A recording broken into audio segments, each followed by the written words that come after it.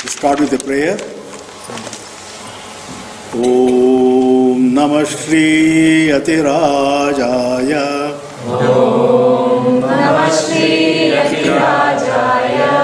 Vivekananda Suraye. Vivekananda Suraye. Satchit Sukha Swarupaya. Satchit Sukha Swarupaya. Swamine Tapaharine. Swamine Tapaharine.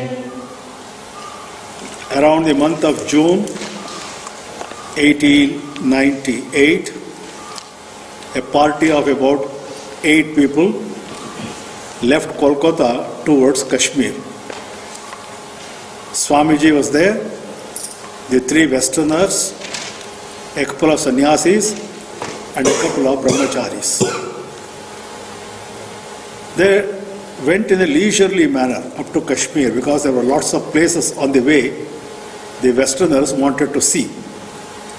It was a sightseeing program and pilgrimage for them.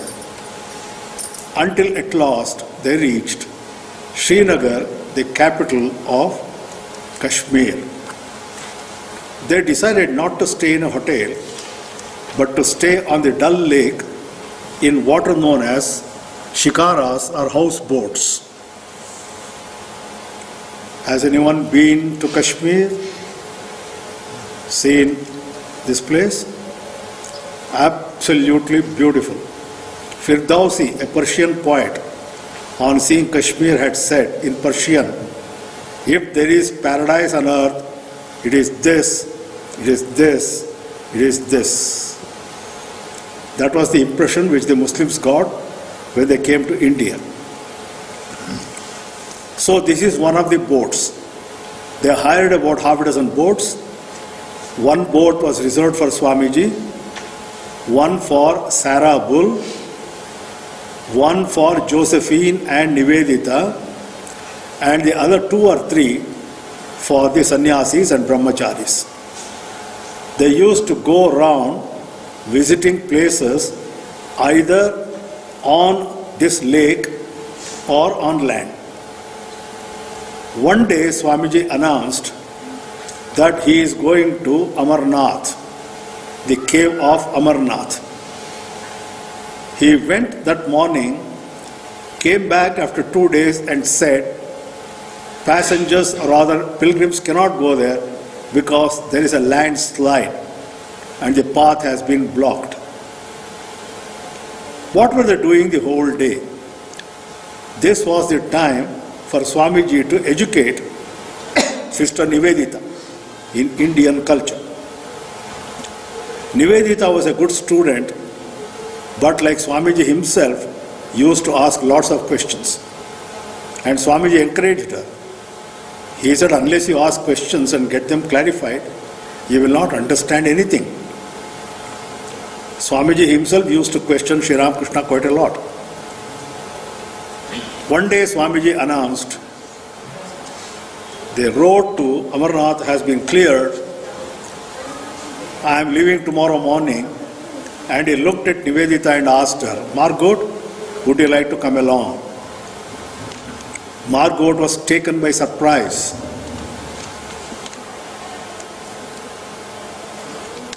Because no Western woman had set foot inside the cave of Amarnath. She hesitated. Sarabul told her, if Swamiji is calling you, don't say no. He will take care of you. So next morning, bidding goodbye to the rest in the camp in Srinagar, the 2 of them set out. They had hired a couple of coolies who were carrying the tents and other things for them. So they traveled all the way by foot. Ultimately, they came to the town of Pahalgaon. Pahalgaon is an absolutely beautiful town nestling on the footsteps of the Himalayas. There is a village on one side. On the other side, there are the Himalayas. In between, there is a field of grass full of small flowers. And in the midst, a small stream, Liddar. The water of Lidhar is straight from the mountains, so it is absolutely pure, but if you want to drink it, you have to have a cup or a vessel. You can't put your finger inside. If you put your finger inside and take a little bit of water, the fingers get frozen. It is so cold because it is coming straight from the snow. Beautiful scenic surrounding. There were lots of tents there belonging to pilgrims of various types. Swamiji wanted to pitch their tents right in their midst. An aged sannyasi took objection. He told Swamiji, Maharaj, you have brought a Western woman, Mlecha woman, so you cannot stay with us. Swamiji's face became grim. Just then a younger sannyasi came, whispered in his ear, Maharaj, you have the power, don't use it, it is not worth it. So Swamiji kept quiet. The two of them went to the outskirts and pitched their tents.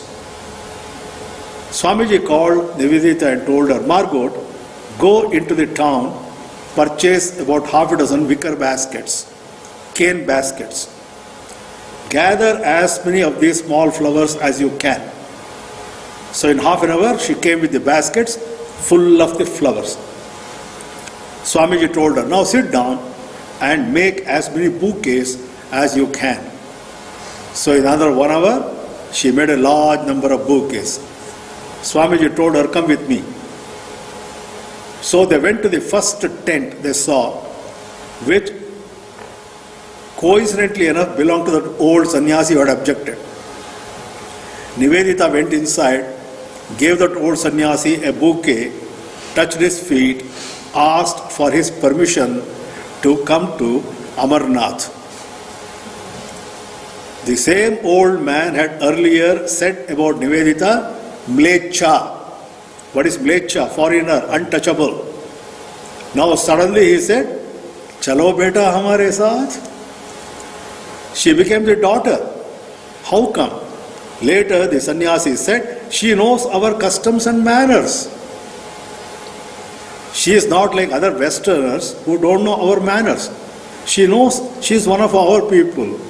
And when he came to know that she is a brahmacharini, he was all the more impressed. In no time, the entire camp welcomed her as a daughter. So Swamiji solved this problem very diplomatically, without confrontation. Next morning, around 3 o'clock, the whole camp got up. All the tents were removed. The people with the tents were asked to stay back, and the whole group started moving towards Amarnath. This is a photo taken in Kashmir, and this is the Western group with Swamiji. The standing person with the umbrella is Josephine, the one sitting is Sarah Bull, and to the extreme right is Nivedita. And this is the path to Amarnath. Today, of course, you can go there by helicopter, you can go by car, but there are still a few pious pilgrims who want to trek it all the way by foot. And this is the path. Ultimately, they came to Amarnath. Anybody here who has been to Amarnath? No. Before you reach the shrine, this is the shrine. Ice Lingam. Before you reach that place, there are 4 or 5 small streams. And pious pilgrims take a dip in all of them. Swamiji told Nivedita, I want to take a dip. She protested.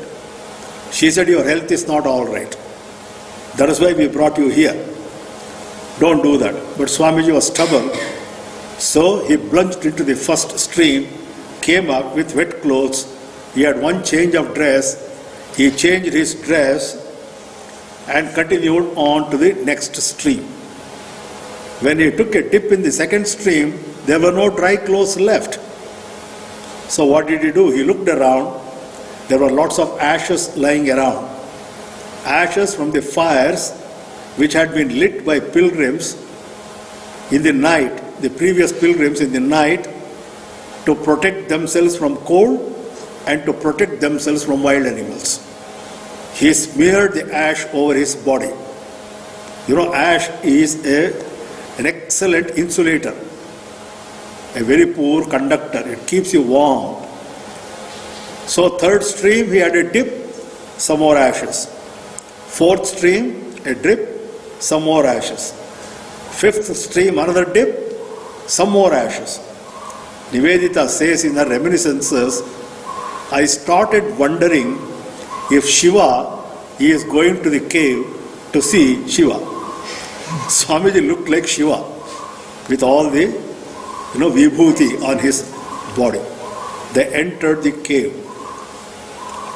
Swamiji and Nivedita, there were many other pilgrims. The two of them stood before Icelingam.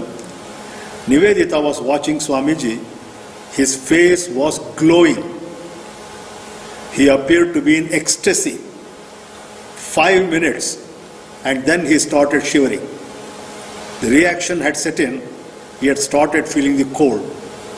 Nivedita saw that, quickly hustled him out, brought him outside, managed to purchase a couple of blankets from the local market, wrapped him in the blankets, woolen blankets, brought him as fast as possible to Pahalgam.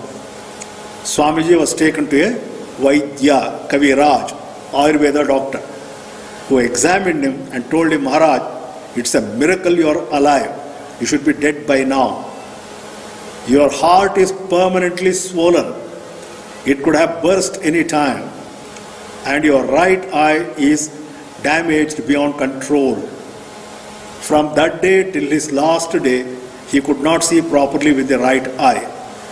And his heart was swollen to such an extent he could not withstand strain. He laughed, Swamiji. He told the doctor, when I was standing before Shiva, I asked him, have I completed my responsibilities? Can I come and join you now? Shiva said, no, not yet. When it is over, you will be told. Then you can come and join me. Nivedita says, I don't know whether the doctor understood what Swamiji was saying. I certainly understood prophecy of Sri Ramakrishna. When Narayan comes to know who he is, he will leave this body, fly away like a free bird. From there, they came to the base camp in Srinagar. One day, Swamiji disappeared in the morning. Nobody knew where he had gone. He had not told anybody. He returned 3 days later. Josephine saw him coming from a distance, came and told the other people in the camp, Swamiji is coming back. His face is glowing. Swamiji came closer. He was muttering something. And they heard him mutter, Ma, Ma. It lasted the whole day. He could not say anything else except Ma, Mother, Mother.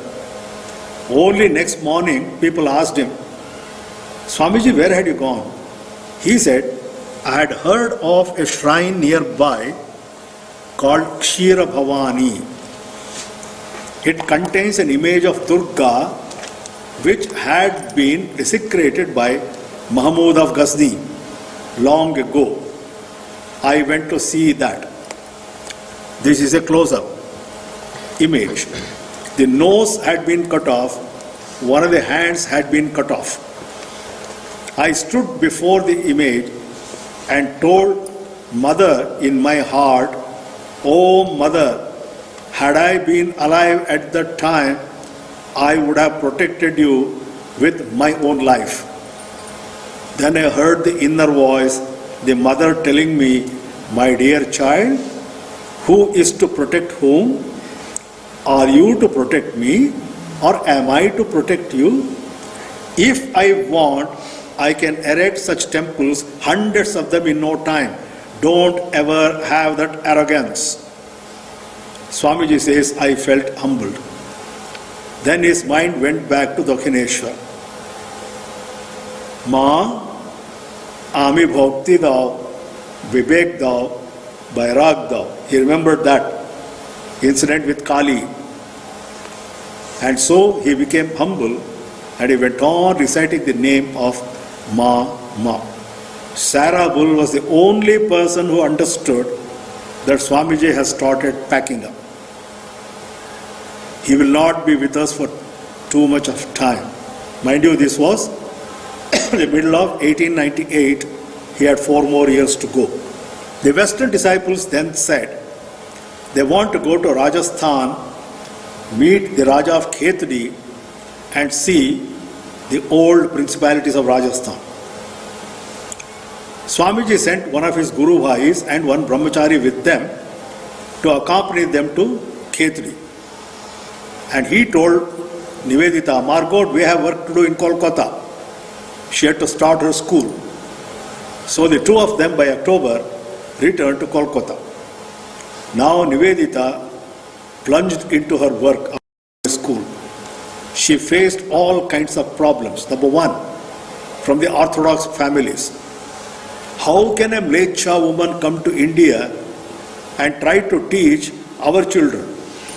That too, how can widows go out of the house to a school?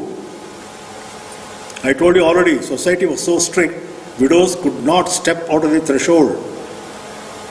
The Britishers somehow felt that Nivedita, being an Irish lady, actually is a spy for Ireland. The revolution had already started in Ireland. The IRA had not yet come. Irish Republican Army had not yet come, but the Irish people were already demanding independence. They kept an eye on Nivedita.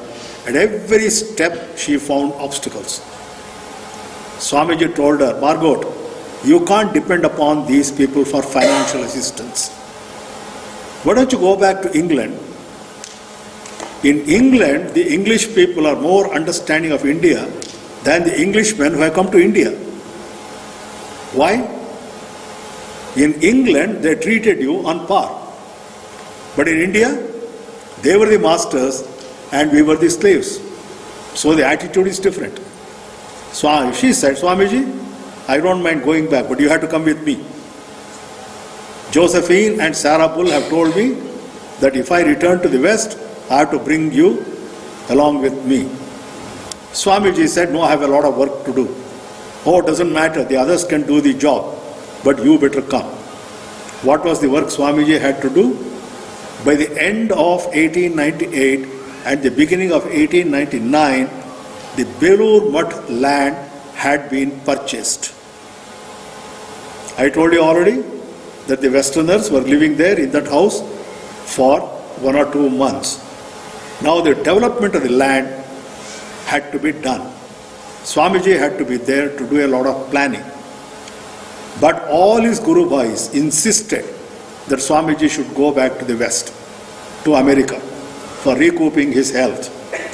Until finally, Swamiji's health broke down and he decided it will be wiser on his part to go back to the West for a period of rest. This is the poem he composed when he had been to Kshir Bhavani. Incidentally, Kshir Bhavani has now been renovated and there is a branch of the Ramakrishna order in Kshir Bhavani. It has now become a big town, a pilgrimage center. This is known as Kali the Mother, this poem, Swamiji's handwriting. Based on this, Nivedita later gave a series of lectures in Kolkata in Star Theatre, which has come down to us in the form of a book, Kali the Mother. You know, it's rather amazing how well she understood the concept of Kali. Finally, in the beginning of June 1899, Swamiji agreed to go back to the West. This is a photo taken just before he left on the 19th of June, and you can see him sitting in the middle. I hope you can see how thin he has become. The face is drawn, looks like a sickly person.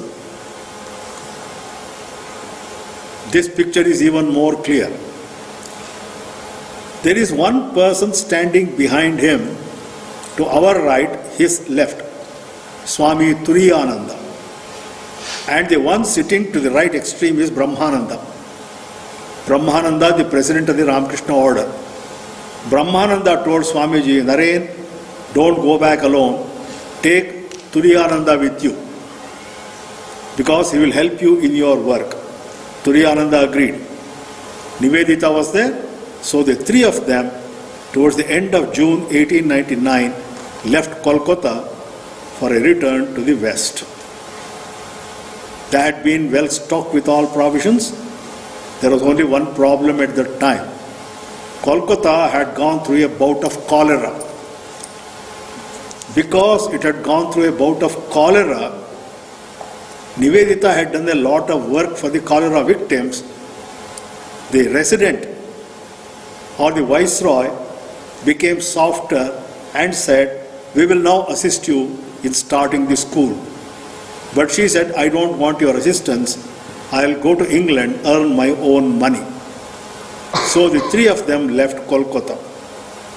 The first halt of the ship in the Bay of Bengal was Madras. The ship was not allowed to enter the Madras harbour. It had been quarantined. What is the reason? Cholera. Only British officers were allowed to disembark or embark. Swamiji or Nivedita makes a remark as if the cholera germs respected the white skin. Natives, as they were called, were not allowed. When they were standing on the deck looking at the city of Madras, Nivedita saw a strange sight. Half a dozen small boats came from the harbour to their ship, went round in the clockwise direction, Pradakshina Namaskara, 3 times. And then from there, Ramakrishnananda got a lot of instructions from Swami Vivekananda about the functioning of the Madras center. Not only that, Nivedita saw one boat come with something which looked like severed human heads. She asked Swamiji, "Swamiji, what is all that? They look like severed human heads." He laughed and said, "Oh, that is tender coconut, Yalanir." She is so thoughtful of Alasinga Perumal. Anyway, Swamiji is going to travel in that boat, which is going to be quarantined everywhere. They are not likely to get good water, so why not they drink Yalanir? Nature's air-conditioned or cooled water, perfectly hygienic with all vitamins and minerals. You can't expect anything better than that. But our people prefer bottled juice.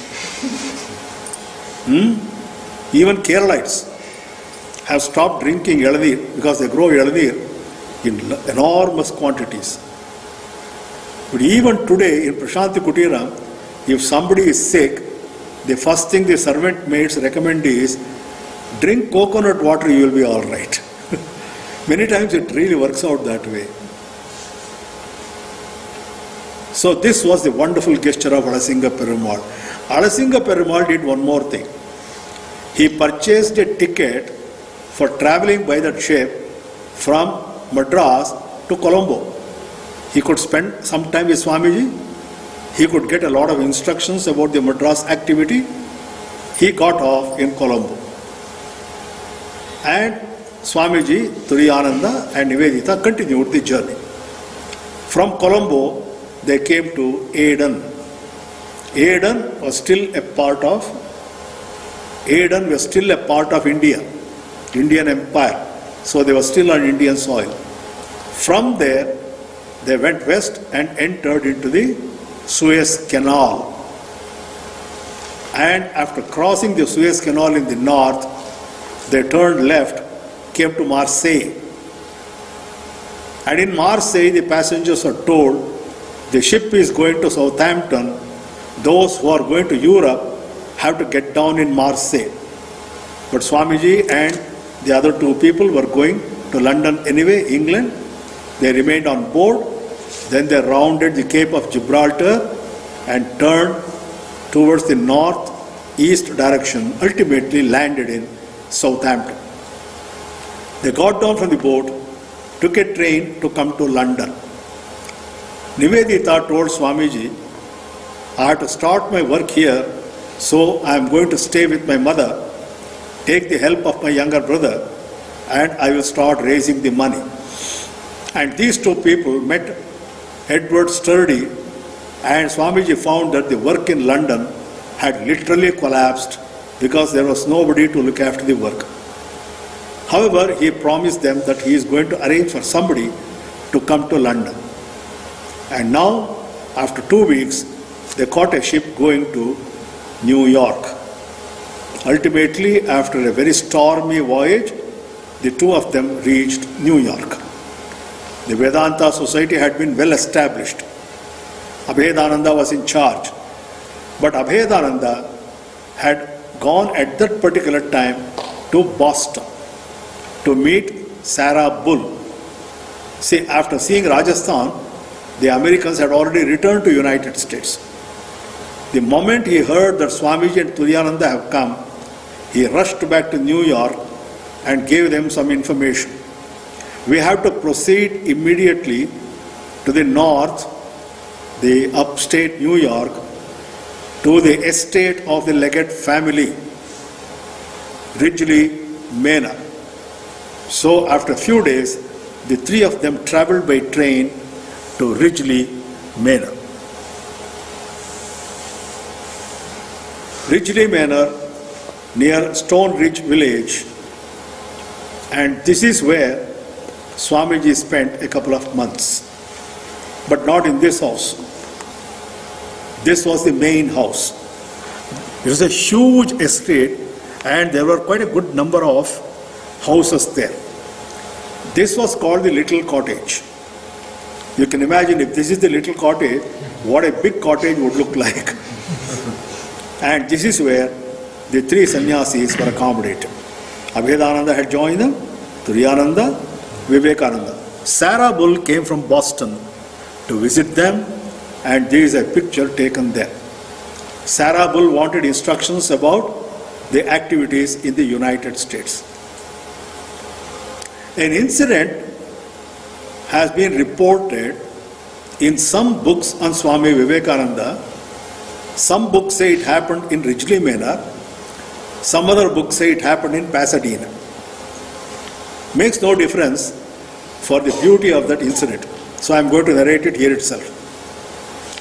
Very likely it happened only in Ridgely Manor. One afternoon, Josephine was living there. You remember, Josephine was Francis Leggett's sister-in-law. She arranged a parlor talk by Swamiji in the main house for 4 o'clock. That day at 3:30, she came to the little cottage, asked the other sannyasis, "Is Swamiji here?" They said, "No, he already left about 3 o'clock. We don't know where he has gone." "He has not come there to the main house." They say, "I'm sorry, we don't know. I told you already, it was a huge estate." Now she started searching for Swamiji. She couldn't locate Swamiji anywhere until she heard the voices of children from a distance singing a nursery rhyme. And among the childish voices, she heard the male baritone voice of a grown-up man. She went there, and what does she see? All the children are linking hands with Swamiji, going round and round in a circle, singing that very popular ditty. Ringa, ringa, roses, pocket full of posies, husha, busha, all fall down. They would all fall down, laugh, clap, get up. Swamiji would do the same and link hands and again go round and round and round. Josephine came there, looked sternly at Swamiji and told him, "Swamiji," politely he said, "Yes, yum yum, you have to give a talk at 4 o'clock. It is already 4 o'clock. Have you forgotten?" "Oh, I completely forgot." You know, it is so wonderful playing with the children. Cancel the lecture, cancel the lecture. She said, "How can I cancel the lecture? The audience is already there in the parlor. They are waiting for you. You can't cancel the lecture." Then Swamiji looks at the children and says, "See, children, this is the problem of being an adult. You have to dance to their tunes. I'll do one thing. I'll go and tell them something in 10 minutes, come back. We'll continue to play. Josephine says, I thought today's lecture is going to be a disaster. So Swamiji started walking with Josephine towards the main building, looking back and waving to the children. And the children went on waving to him, yay, they went on shouting, until they came to the parlor, the doorstep. One last look at the children and a wave, Swamiji entered the parlor. Josephine says, his face suddenly changed. It became very serious. With measured steps he entered, sat on the chair allotted to him, apologized to the crowd, spoke for about an hour and a half on Advaita philosophy, and according to Josephine, one of the finest talks of Swamiji she has heard in the United States. Josephine says, what a quick change artist. With children, he can be like a child. With adults, he can be an adult. One day Josephine got a letter from Los Angeles. Now we are shifting our attention to California. Los Angeles. From a lady called S.K. Blodgett, Mrs. S.K. Blodgett, Sarah K. Blodgett. My dear Josephine, I have a young man staying with me for the last few years as a boarder. His name is Taylor MacLeod. He claims to be your younger brother. Unfortunately, he is on his deathbed. Before dying, he wants to see you. Would it be possible for you to come over to Los Angeles to my house to see him? Josephine showed the letter to Swamiji and asked him, Swamiji, would you like to come along to Los Angeles? Swamiji said, no, not now. You have to look after your brother. When things have settled down, send word to me, I'll come and join you. Before I come, rustle up a few lectures so that I can come and give a few talks. Josephine went away. She came to Los Angeles. The two of you must have seen Los Angeles. You are very close to Los Angeles anyway. Now let me see if you can recognize Los Angeles. This is a group photograph there. Does it look like Los Angeles? You know, we had one student from LA, a young man. After the class, he came and told me, Swamiji, I would not be surprised if this was a movie set which got absorbed into the city.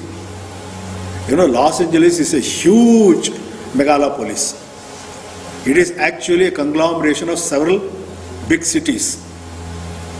And does this not look like a typical movie set of the Wild West movies? Any moment you expect cowboys to come out of these houses with a shooter. Right? So this is the place where Josephine came and she went to the house of Sarah Blodgett. Sarah Blodgett took her upstairs to the room where her brother was lying on the bed. And on the wall at the head of the bed, Josephine saw this picture. She asked Sarah Blodgett, Madam, do you know who it is? Of course I know who it is. It is the great Swami Vivekananda of India. Where did you get this poster? In Chicago. Josephine's ears pricked up. What? You attended the parliament in Chicago? Yes, my dear Josephine, I attended all the days of the parliament. And you know, on the very first day, when this young man came to the rostrum, crossed his arms over his chest, and said those 5 simple words, the entire audience stood up and applauded. They knew not what. They did not know why they were applauding. They applauded. When the noise settled down, he spoke briefly for about 2 to 2.5 minutes, and then there was a pandemonium. Whistling, shouting, applauding, and I saw the shameless hussies in the audience hitch up their skirts up to their knees, climb up on the benches, come running towards the rostrum, and some of them started kissing the hem of Swamiji's dress. And I heard them muttering, Jesus, Jesus. Then I told myself, young man, if you can withstand this onslaught of these beautiful women of America, you must be God himself. And you know, Josephine, he was God. I kept track of his movements. He never came to the West. One day I heard that he has gone back to India. The biggest regret of my life is I may not be able to see him again. Josephine said, you want to see him again? He is on the East Coast with my sister and brother-in-law. He is waiting for my call. But this is not the proper time. I had to look after my brother. Taylor was the black sheep of the family. He had abandoned family when he was young, and he was terribly scared of Betty Leggett. But he was very fond of Josephine. That is why, in the last moments of his life, he wanted to see Josephine, not Betty. And Josephine consoled him, stayed with him for 2 weeks.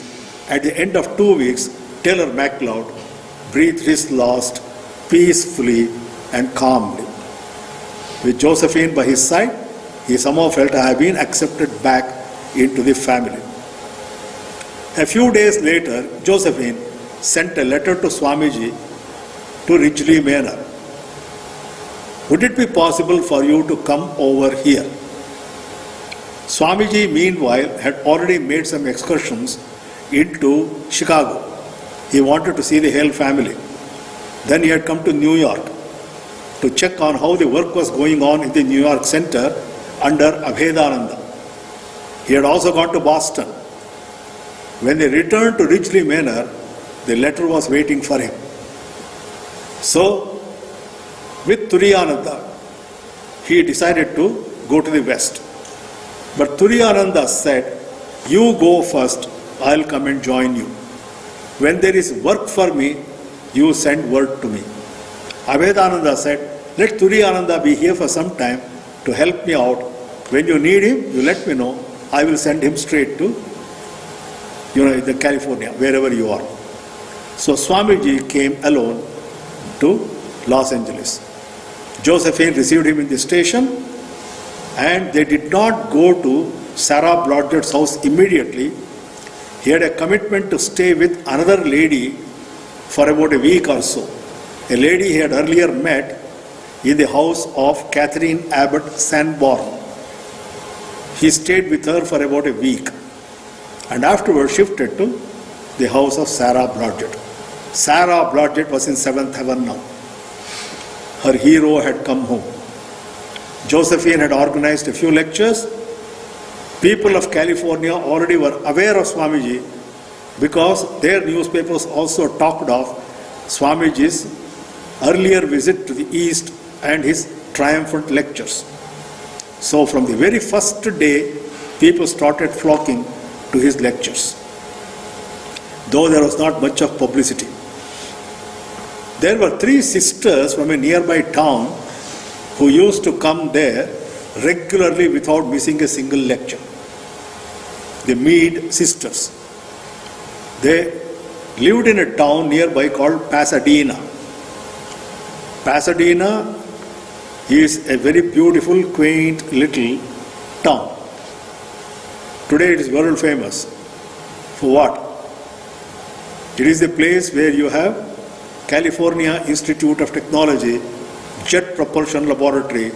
That is the place from where the first satellites of the United States were monitored. Even the moon landing was monitored from Pasadena. But at that time, Pasadena was a simple town.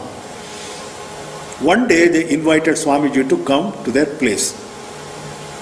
Swamiji agreed. One morning, in the company of Josephine, he came there in a horse carriage, stayed for half a day. The sisters were not happy. They said, you come and stay with us. Swamiji agreed.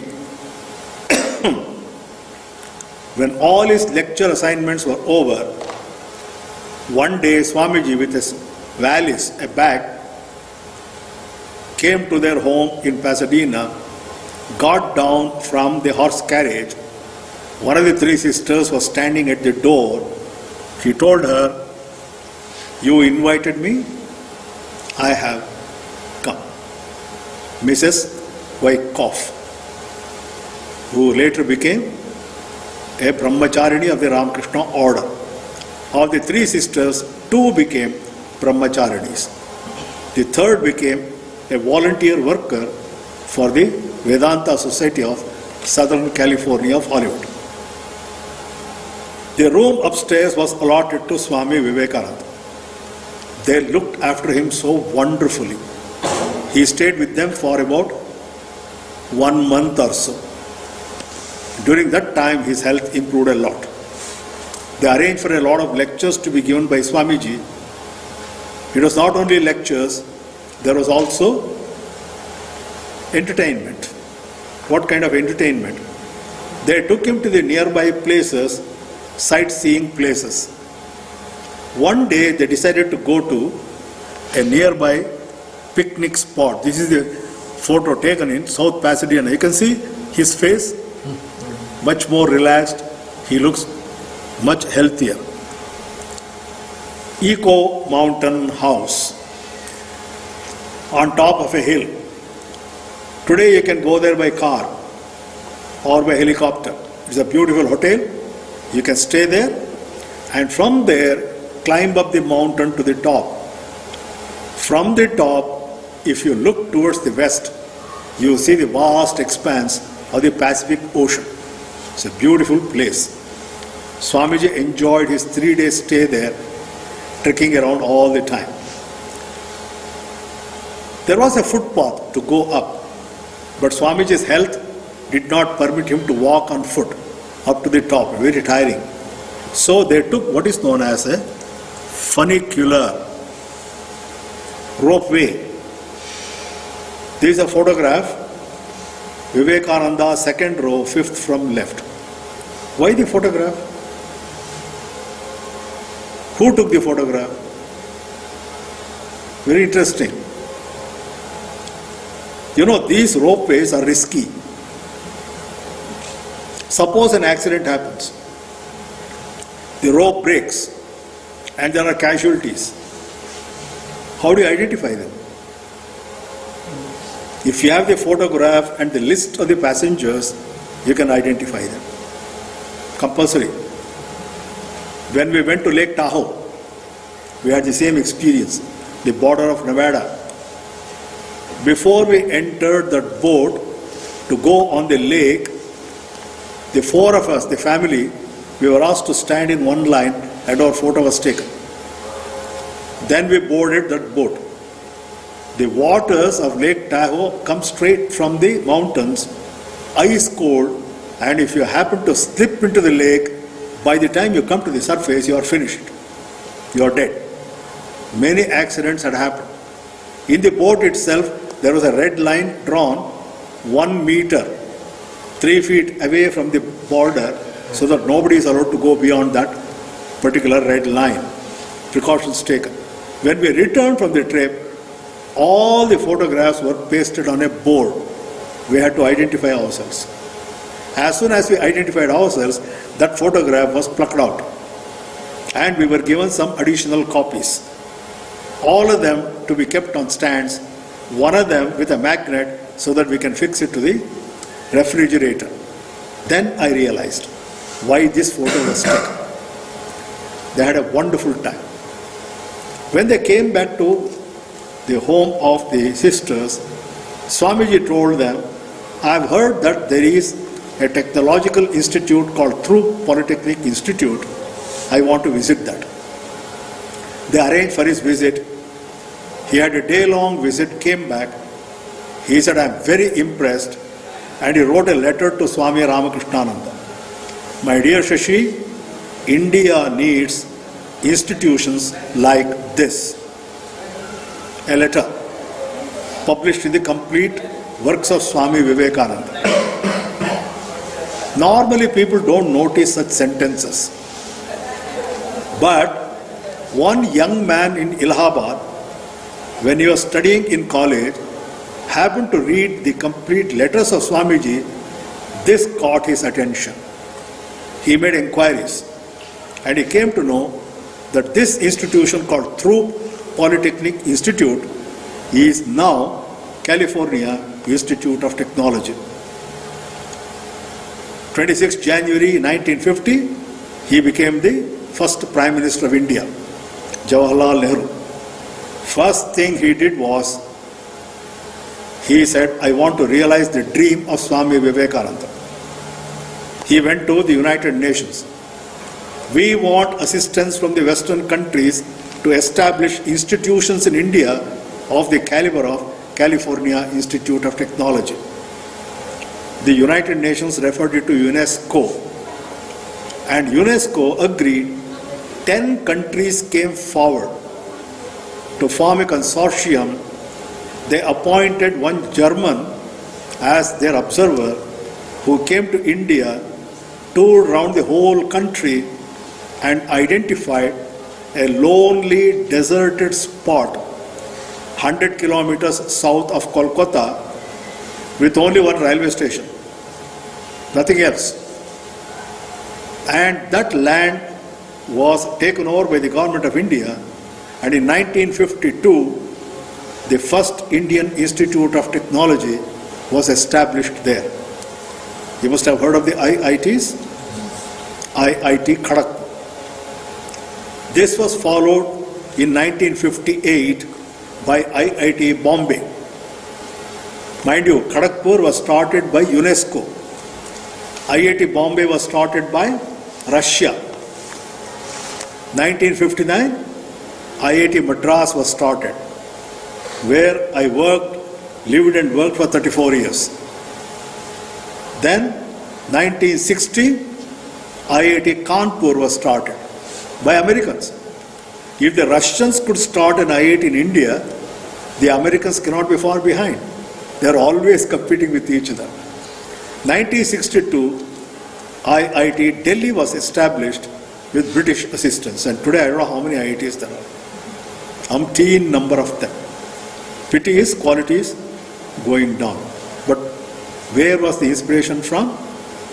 We want institutions in India of the caliber of California Institute of Technology. In the IIT Act approved by the Parliament, there is a sentence. These institutions shall be modelled on Imperial College of Science and Technology, London, Technische Hochschule, Stuttgart, and California Institute of Technology, United States. So Swamiji's dream came true. And my proud privilege is I was associated with both the institutions for whom he gave the inspiration, the Indian Institute of Science and the IIT system. From there, Swamiji returned to Los Angeles. Invitations had been waiting for him from the north, San Francisco. So with the permission of SK Broadjet, Mrs. SK Broadjet, he and Josephine decided to go to the north. Meanwhile, these three Meet sisters had contacted Swamiji and asked him, what can we do for your activities? He explained to them, I want to start a Vedanta society in Los Angeles, a Vedanta society in San Francisco. Can you help me out? They readily agreed. One of them, Mrs. Wyckoff, even accompanied him up to San Francisco to help him out. It's a marvelous city, isn't it? Look at the roads. You remember that road, what is it called? Serpentine Road, there is nothing? Crooked Street. Crooked Street. Our son-in-law Murali drove a car along that. Then I told him, okay, you deserve the driving license. It's very crooked but beautiful. And there are people living there. Houses, people living there. But even otherwise, the streets of San Francisco give you a scare. Going up and down, up and down. So Swamiji came there. Where did he stay? For some time he stayed in this building called Redman's Building, San Francisco. Third building from the right. He changed his residence, home of service and all kinds of places. Again, Josephine organized lectures for him, and Mrs. Wyckoff helped her in the organization. In the nearby town of Oakland, there lived a husband and wife team. Edith Allen and her husband, Tom. Edith Allen was later renamed by Swamiji as Viraja Devi. She joined the Ramakrishna order. Thomas Allen became the first president of the Vedanta Society of San Francisco. Thomas Allen had so much regard for Swamiji, he considered him almost as God himself. That was the high respect in which they held him. They were not the only people. Many other people came forward. And it was while he was in San Francisco that the whole group of San Francisco went on a picnic excursion to a nearby picnic spot, Camp Taylor. And it was in Camp Taylor a very interesting incident happened. There was a hotel. From the hotel, if you come out, there is a small bridge with a small rivulet. You cross the bridge, you come to the open camping ground where they lived for 15 days. Only some very old people in the group used to live in the hotel. One day, Swamiji had gone to the hotel to meet some of them, was coming back when he saw a few young boys on the bridge with toy pistols. What were they trying to do? They had thrown some balls, rubber balls, into the water. And the rubber balls were not floating away, bobbing up and down, up and down, up and down. They were trying to shoot it. Not easy, when a ball, when the target is in movement, not easy to focus. Swamiji said, "Can I have a hand? Can I try it?" They laughed. Swamiji took a toy gun from them, and one after the other he shot all the rubber balls. They asked him, "How do you do that? Have you handled this gun before?" "No, first time in my life." "Then how do you do it?" "Concentration. I concentrate on the movement and then I aim it in such a manner that it goes and hits the ball directly, taking into account the up and down motion. It requires enormous concentration." The people in the camp were amazed to see that. Then they understood Swamiji practices what he is preaching also.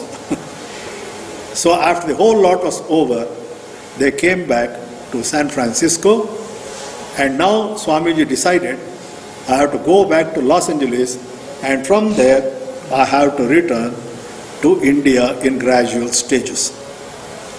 So he came back to Los Angeles, took the permission of Mrs. Blodgett and all the other friends he had made, and meanwhile Josephine had gone back to Ridgely Manor, and Swamiji, now alone, started his journey back to New York. On the way he stopped over in Chicago, paid a last visit to the Hale family, stayed for 3 days. On the last night before his departure, there was a dinner, special dinner. He had this special dinner. At the end of dinner, he got up from the table and told the Hale family, "Excuse me." Mrs. Hale said, "Swamiji, there is ice cream to follow." Swamiji was very fond of ice cream. He said, "Yes, I know, I'll come back." 10 minutes later, he came back. His eyes were red. He had been weeping. Mary noticed it. She thought it is a very, very sensitive moment. But she didn't make any remark. Swamiji himself said, "It is so difficult to part." I told you already, he was extremely fond of that family. You remember that incident? "Sir, are you a delegate to the Parliament of Religions?" which changed his life. How could he ever forget that family? And he knew he will never see them again. The family did not know that they will never see him again. But he knew that. So because of that, he wanted to spend some time with them. Next morning, he returned to New York. To his surprise, he found there were about 10 to 12 people waiting for him in New York who said, Swamiji, don't go back to India directly. Let us go to Europe. Do a lot of touring. If possible, let us go to Egypt. See the pyramids also. Then you can leisurely go back to India. Swamiji agreed. Who is to bear all the expenses? Francis Leggett said, I'll bear all the expenses. Emma Calvé said, nothing doing. It is my privilege. I will take care of the whole party. She arranged for first class berths by a ship going to Calais, and one day all of them left New York port to come to Calais, and from there they took a train to come to Paris. At that time there was a conference in Paris of various religions of the world, a mini parliament of religions. This is a photo taken in San Francisco, and this is a very important letter. After this, I'll close the class. You see the logo on top? You find that on all products of the Sri Ramakrishna order. This was designed by Swamiji. What does that coiled serpent represent? Which yoga? Kundalini. Kundalini, which yoga? Raja Yoga. Sun's rays? What happens when the sun rises in the morning? Light everywhere. Jnana Yoga. Knowledge, enlightenment. The flower, lotus flower? Bhakti Yoga. The waves of the lake? Action, Karma Yoga. And what is that? Swimming? Swan. What is swan in Sanskrita? Hamsa. Hamsaha. You know, that has now become a mantra. It is called Soham mantra. Soham, Ham, Saha. Breathe in, Soham. Breathe out, Ham, Saha. That is Swan. And which is the supreme Swan? Paramahamsa. He has described it in that letter. This he composed in New York. So we leave the whole group in Paris to attend this Paris exposition and the inter-religious conference and pick them up tomorrow. Okay? Lots of details are available in the books by Marie-Louise Berg and Ashim Chowdhury. And about his European travel now, there was a Frenchman who later became a sannyasi, Vidyatmananda. He has written a book, Swami Vivekananda in Europe. He goes into minute details. If you have to read the entire literature of Swamiji, it may take about 10 to 15 years for you to complete. So much information has been gathered and is available. I am only giving you a sample to excite your curiosity. Even if one of you after this course of lectures decides to study a little more than this, then the courses I have given will be a success. Otherwise, okay, I have to do my duty. Karmanyeva adhikaraste ma phaleshu kadachana ma karma phala heturbhuhu mate sangostva karmani. Shri Krishna has already said everything. So we meet tomorrow. Harihi Om Tat Sat. Harihi Om Tat Sat. Shri Ramakrishna Arpanamastu. Shri Ramakrishna Arpanamastu.